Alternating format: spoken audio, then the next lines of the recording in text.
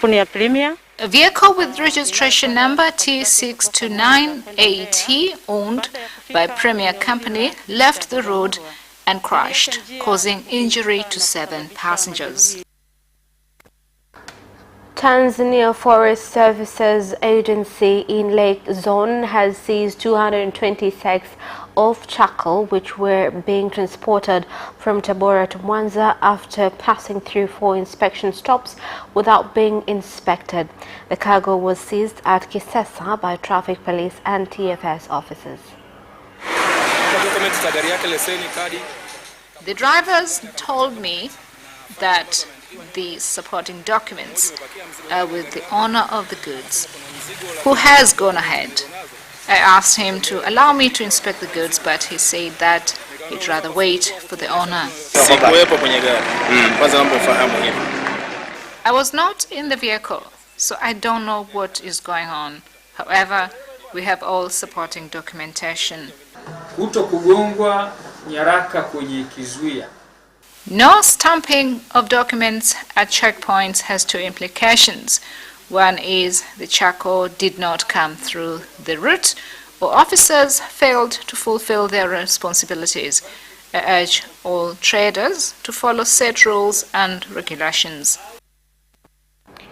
Higher Education Students Loan Board has said it has already disbursed 63.7 billion shillings for living expenses and 59 billion for student fees into the accounts of higher learning institutions for students who are resuming studies after the coronavirus outbreak. Sisi, bodi ya mikopo kushirikiana na wenzetu wa vyuo vikuu, tutakuwa na maafisa kule vioni. We will place officers in universities, in addition to services provided at our Dar es Salaam, Dodoma, Arusha, Mtwara and other places. This is to allow us to resolve any challenges quickly. Ziweze kutatuliwa haraka ili wanafunzi wasihangaike kwa namna yoyote ile. Vijana wajitahidi kutekeleza yale ambayo yatawahusu, hasa wale wenye mikopo.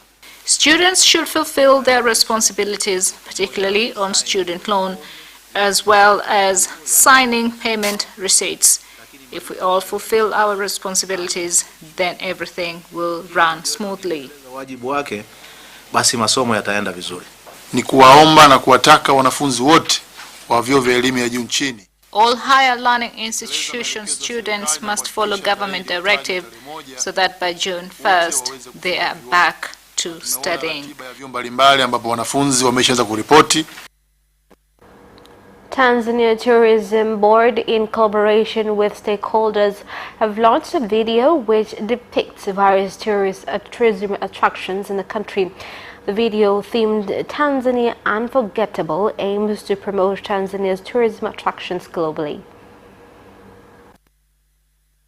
Thank you to our dear President, His Excellency Dr. John Pombe Magufuli, for continuing to stand firm and leading us through these trying times until this moment when we have started to see the light at the end of the tunnel.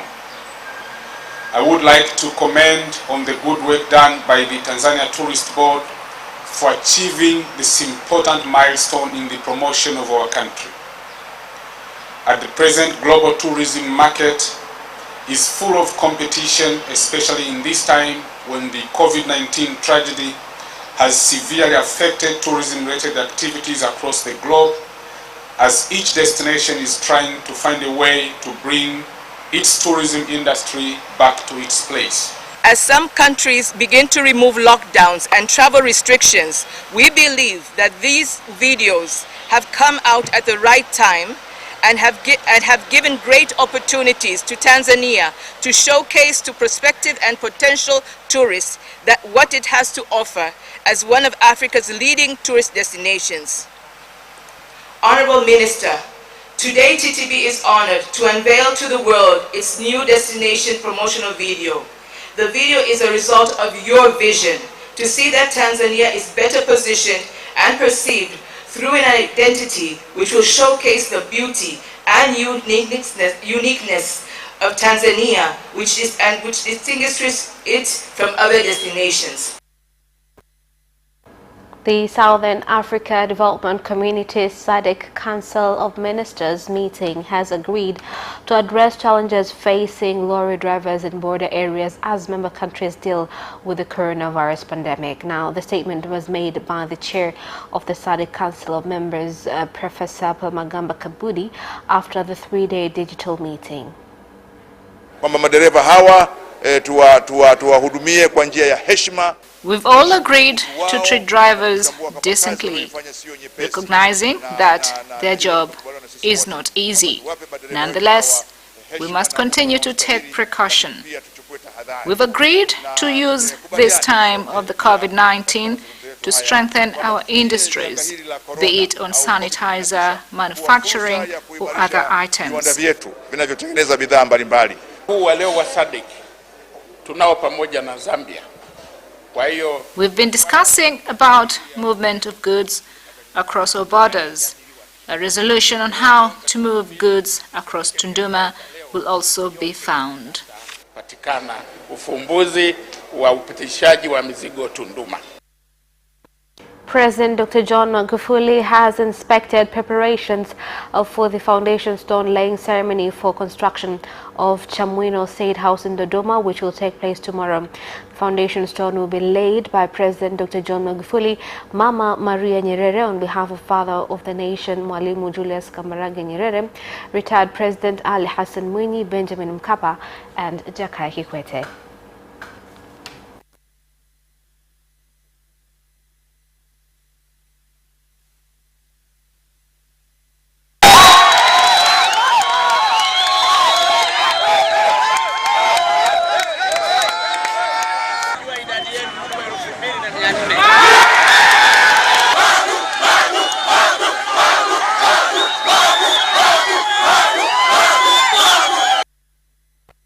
And that is the end of national news. International news follows shortly.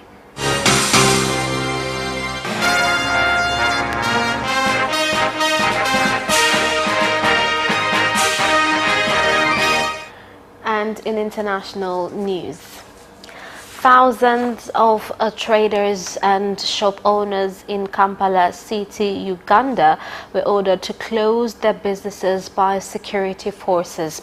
This comes after the Ministry of Health said that coronavirus prevention measures were being violated. Uganda on Friday reported 36 new COVID-19 cases, raising the tally of infections to 317.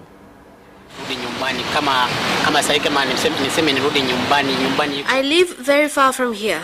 I can't go home. I have a family to feed. How can I go home without anything?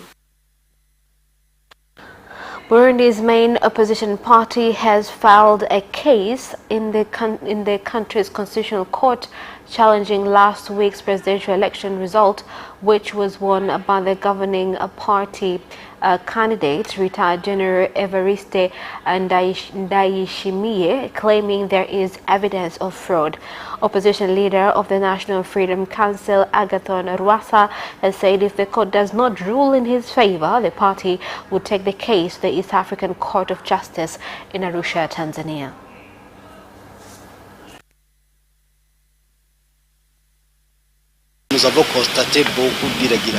There were a lot of shortfalls during the voting exercise, including ballots having vote cards before people began the voting exercise. Of course, they used names of people who had voters' cards but have already died. I think it is the responsibility of the Electoral Commission to give a statement regarding these accusations. There was no even one region that didn't have such challenges. This means that results that were announced are not true. The number of coronavirus cases in Kenya have continued to rise, with the total number of infections now hitting 1,745 after 127 new cases were confirmed on Friday. The new cases were confirmed following testing of 3,831 samples in the last 24 hours. Recorded another high of 127 positive cases out of 3,831 samples tested. We therefore now have confirmed 1,745 positives in the country. The cumulative tests conducted so far tally to 74,003 tests, and all except of today's positive cases are Kenyans. These cases are spread as follows. In Nairobi we have 76, in Mombasa 19, in Busia 16, Uasin Gishu 8, Kiambu 2, Kajiado 5, Isiolo 1. The first point we are dealing with is a medical crisis. A medical crisis which involves epidemiology of a disease that we are not familiar with. And therefore, everything else that we are going to do will be determined by the epidemiology of this disease, which means by the way that the disease will be behaving. The governments of Rwanda and the Democratic Republic of Congo have agreed to strengthen cooperation in the fight against the coronavirus as well as border security. The government of Rwanda has said that the biggest challenge with the coronavirus pandemic is lorry drivers from the East African region. Dereva ni kutoka nchi zote za East Africa. Drivers from East Africa must be tested if they have contracted the virus. It is a procedure that must be followed, just like in the rest of other East African countries. Residents from Ngororero, Western Rwanda, have urged the government to rehabilitate road infrastructure which has been destroyed by floods early this month so that they can transport goods to other parts of the country.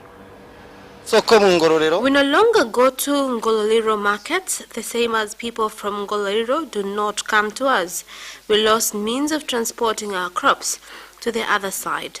We are calling on renovations to be done soon. Between 2 to 3 months, we're expecting to have completed renovations.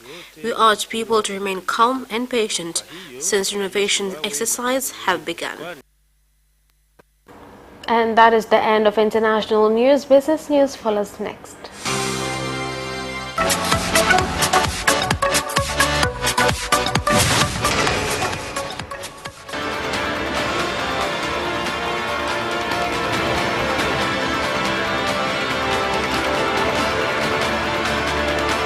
Watch Business Edition as we talk to business leaders and experts in sectors that are transforming Tanzania's economy. We believe that the driver is the customer. To change the mindset of traditional HR to the digitalization. Make sure that everybody can get some access to financial services. And once we understand the vision of our leaders, we then need to be behind them and help them in achieving that vision. Business have involved mercantile operations, trade guilds, or shared agricultural production, infrastructure, construction, financial sectors, tourism, and mining. Business Edition on Friday at 8:15 p.m.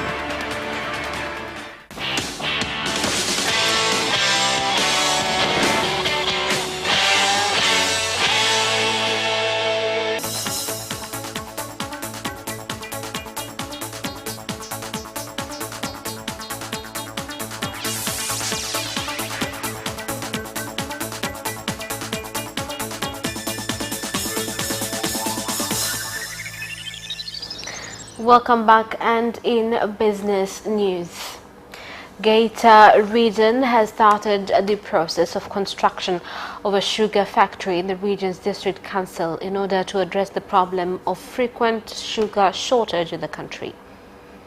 Kiwanda cha sukari ni very important kwenye halmashauri yetu. Sugar manufacturing industry is very important in our municipality. So we've been working with the Sugar Board and other stakeholders, and terms of reference is ready. Larger farms should be prepared for those of us interested in sugarcane farming, so we can produce more.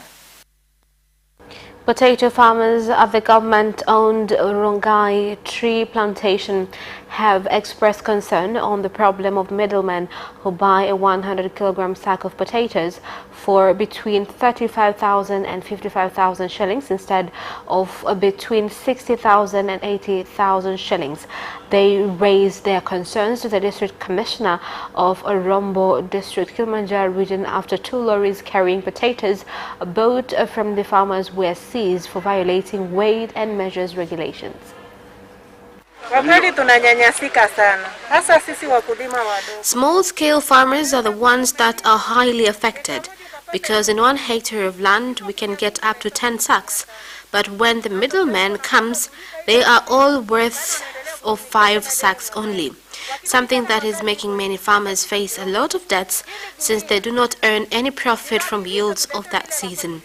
We are calling for these new sacks to be changed and allow us to continue using our previous sacks which had reasonable size.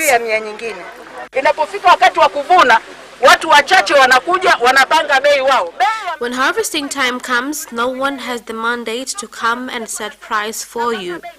You are the producers. I am directing that no truck will leave without being inspected. The fifth phase government is not ready to see the poor continue suffering while they have outstanding leaders.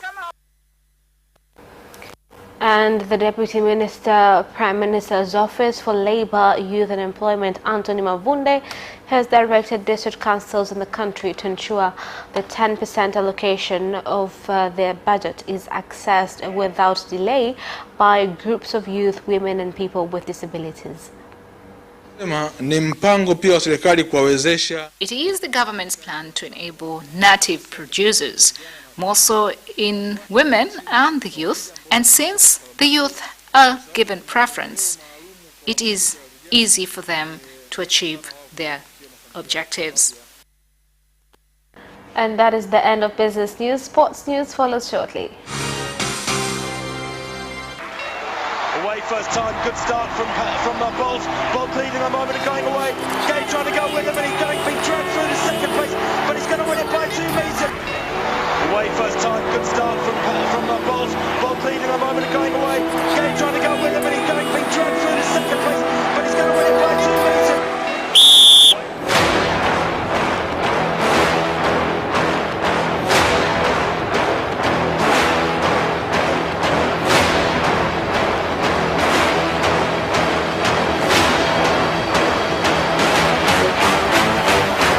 Opposition, Joaquinho, he did lose to Lynn.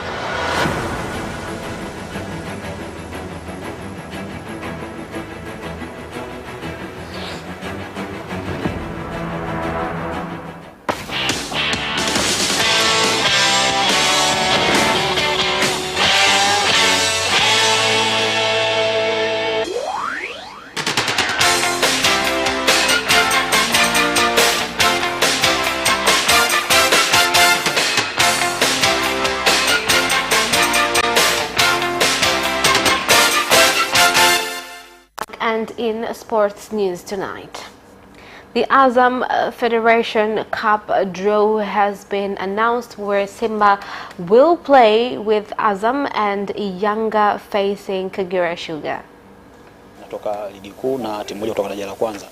Only one team comes from the first division, others are from the Premier League.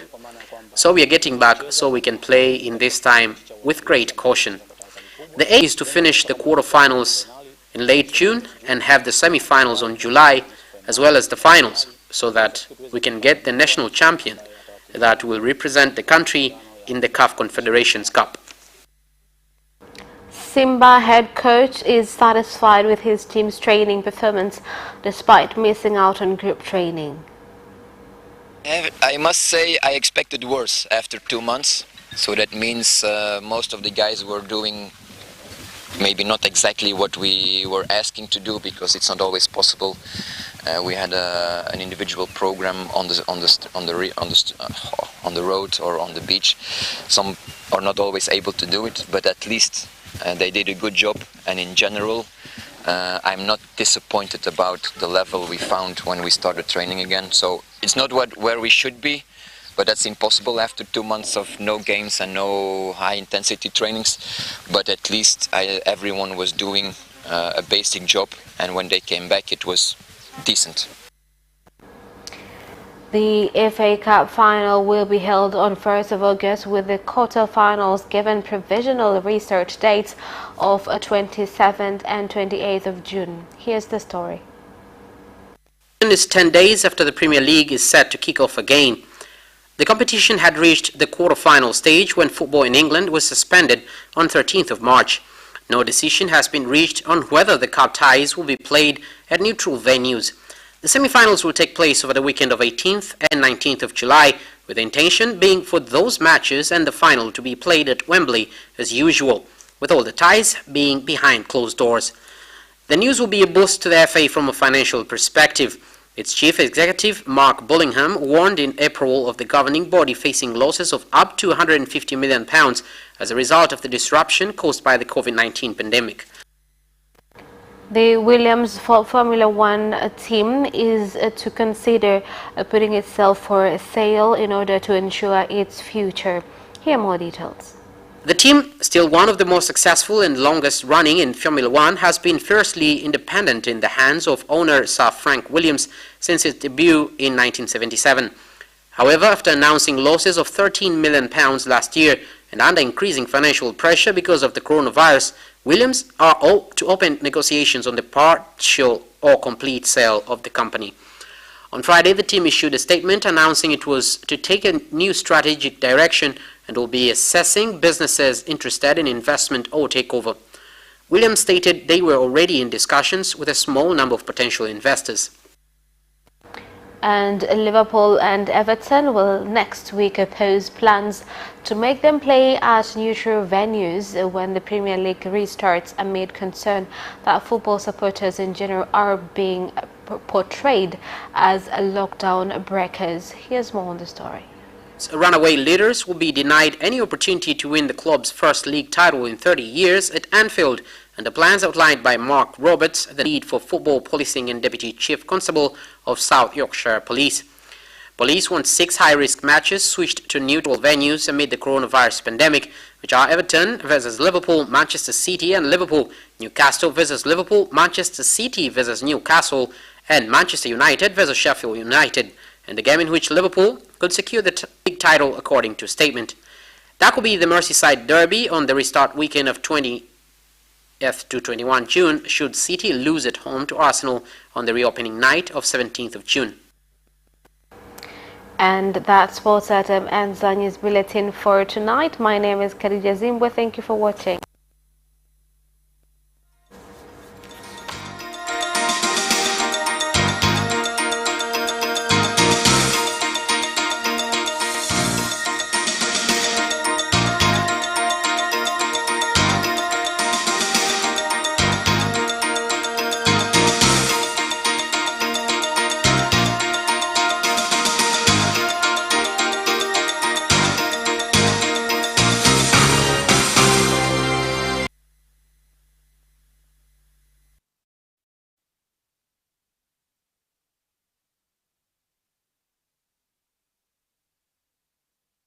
You can watch Capital News live on our social media accounts, YouTube Capital TV and Facebook Capital Television Tanzania from Monday to Friday at 9:30 p.m. Don't forget to subscribe and put notification on. Wizara ya Afya, Maendeleo ya Jamii, Jinsia, Wazee na Watoto inatoa tahadhari kwa umma kuhusu mlipuko wa ugonjwa wa homa ya mafua makali unaosababishwa na kirusi cha korona. Ili kujikinga na ugonjwa huu, zingatia yafuatayo: kaa mbali na mtu mwenye dalili za mafua, funika mdomo na pua wakati wa kukohoa au kupiga chafya kwa kutumia kitambaa safi au sehemu ya mbele ya kiwiko cha mkono au nguo uliovaa sehemu za mikono. Epuka kugusana na mgonjwa mwenye dalili za magonjwa ya njia ya hewa kama vile mafua au kikohozi. Nawa mikono kwa maji yanayotiririka na sabuni mara kwa mara. Ukiona mojawapo ya dalili za ugonjwa huu, wahi kituo cha huduma za afya. Aidha, ukiona mtu mwenye dalili za ugonjwa wa homa kali ya mapafu, toa taarifa kwenye kituo cha huduma za afya au piga simu namba 199 bila malipo. kinga ni bora kuliko tiba. Ujumbe huu umeletwa kwenu na Wizara ya Afya, Maendeleo ya Jamii, Jinsia, Wazee na Watoto kupitia kitengo cha elimu ya afya kwa umma. In Tanzania, we have an amazing array of places we call home. But when it comes to interior designing, decorations, and gardening, we don't make the most of the spaces. On The Decor, you learn about designs, styles, functions, elegance, and traditions by being inspired from the best in the field to transform your spaces and create more memories. On Saturday at 7:30 p.m.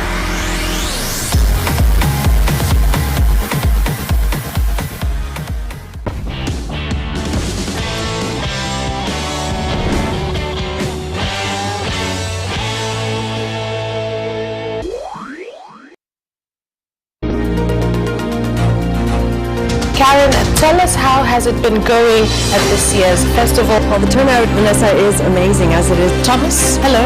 Nice to be there with you.